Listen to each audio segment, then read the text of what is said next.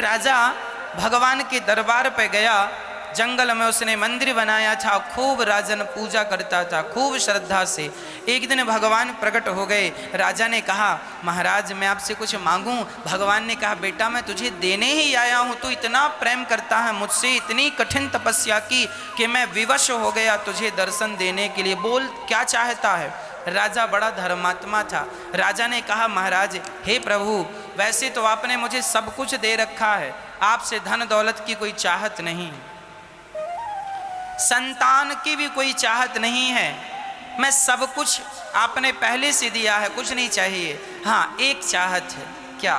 बोले मेरी प्रजा जो है, एक बार मैं चाहता हूं कि आपका वो प्रजा भी दर्शन करके वह भी अपने जीवन को कृतार्थ कर लें। एक प्रार्थना है, आप मेरी समस्त प्रजा को दर्शन दे दीजिए।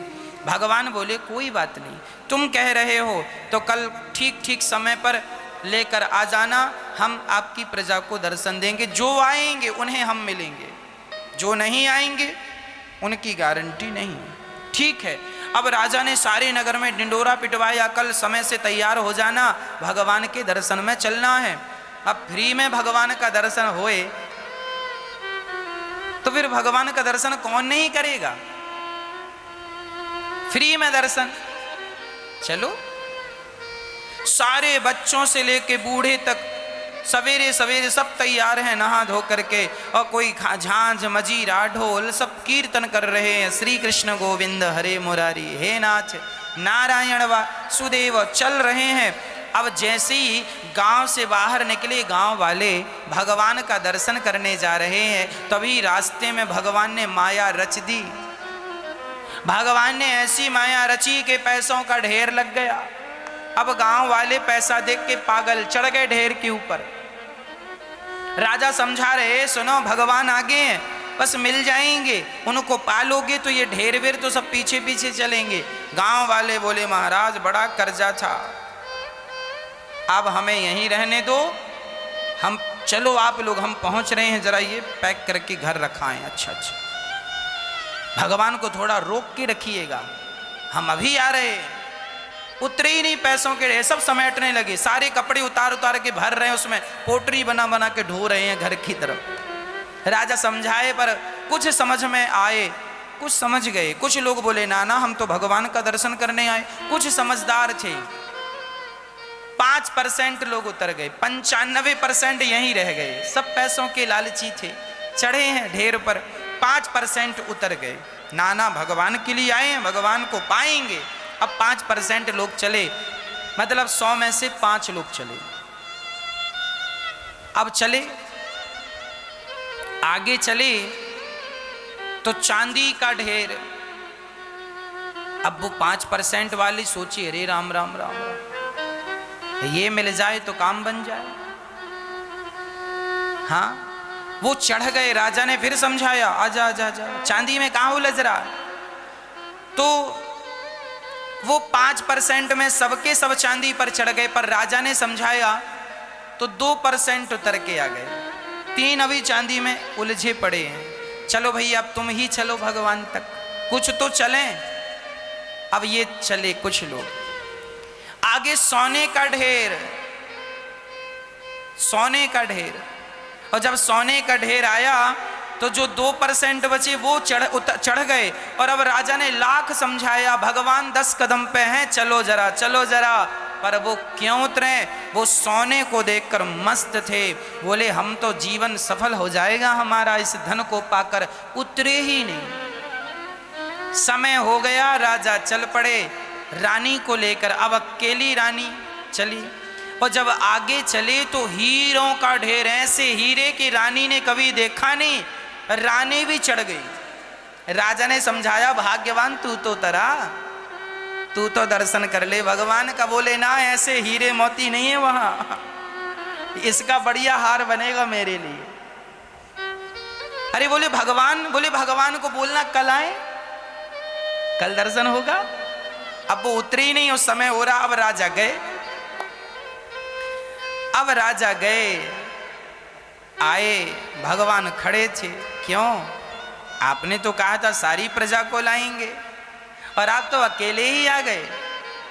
राजा रोता हुआ बोला, प्रभु आए तो सब ही थे आपके लिए, पर सब की सब रास्ते में उलझते चले गए।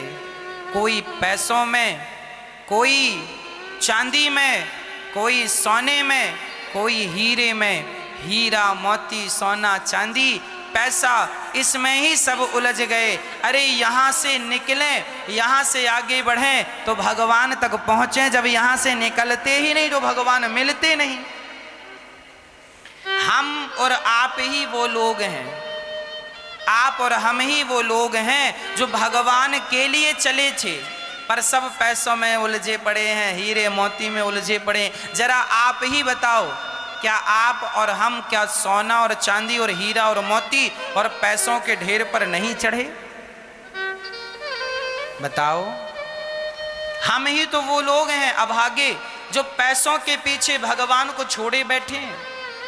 हम ही तो वो लोग हैं जो पैसों सोना चांदी के पीछे हमने भगवान को भुला दिया। नाम भी नहीं जपते महाराज, दिन भर दुकान चलाते हैं, दिन भर दुकान में बैठते हैं। अरे बैठे बैठे नाम लेते रहो भगवान का। नहीं नहीं, काम काम, पैसा पैसा। ए भाई, ये तुम्हारे 25 पैसे तुमने कम दिए, यार 25 पैसे दो, लाओ 25 पैसे। लाखों की संपत्ति जुड़ी पड़ी है, फिर भी 25-25 पैसे के लिए लोग रो रहे हैं।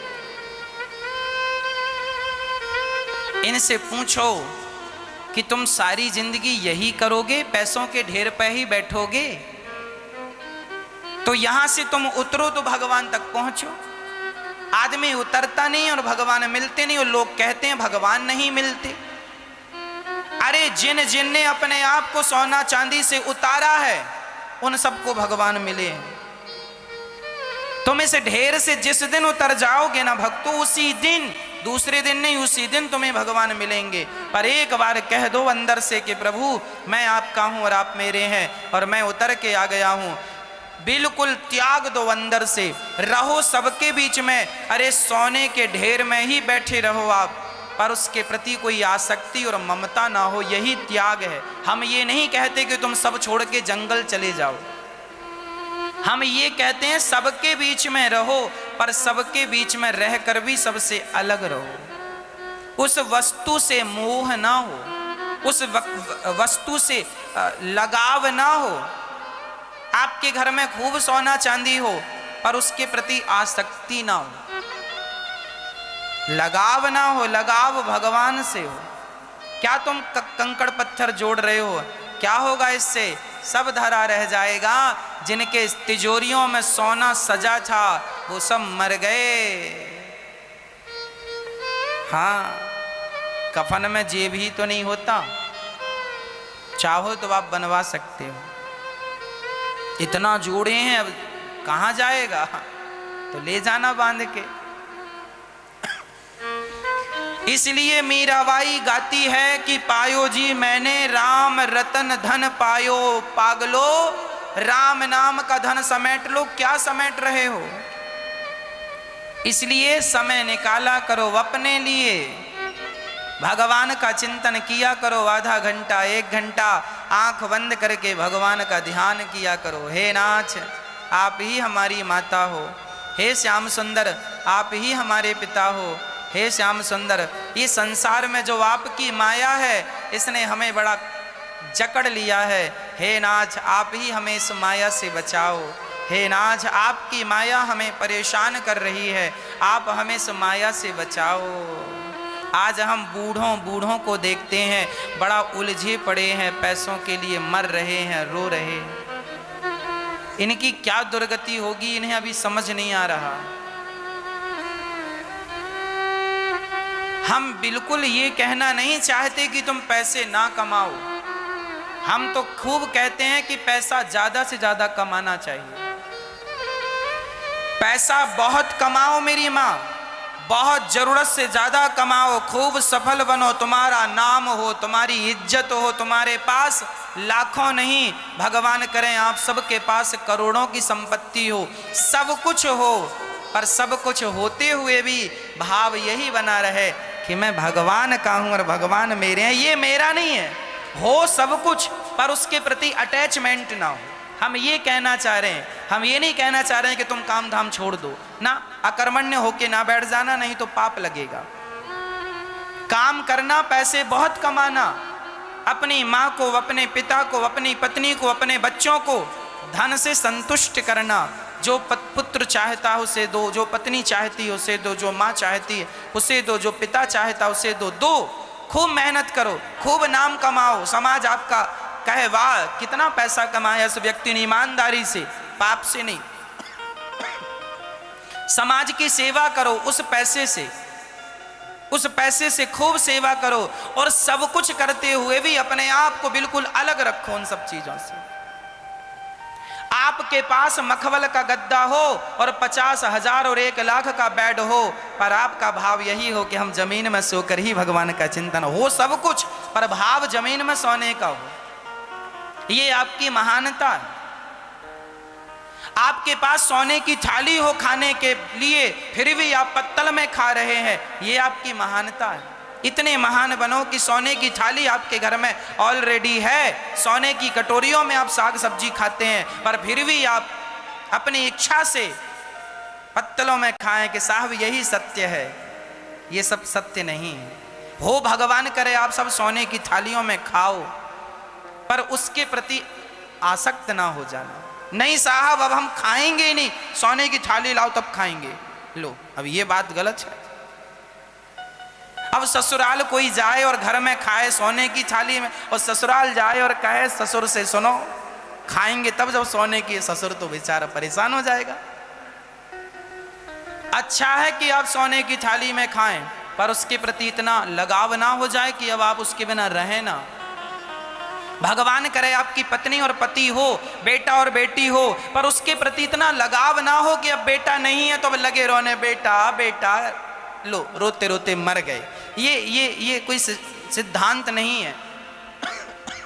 सब कुछ हो भगवान की कृपा से आपके घर, पर सब कुछ होते हुए भी आपका मन केवल भगवान के चरणों में लगे, केवल हम ये कहना चाह रहे हैं। सारी बातों का सार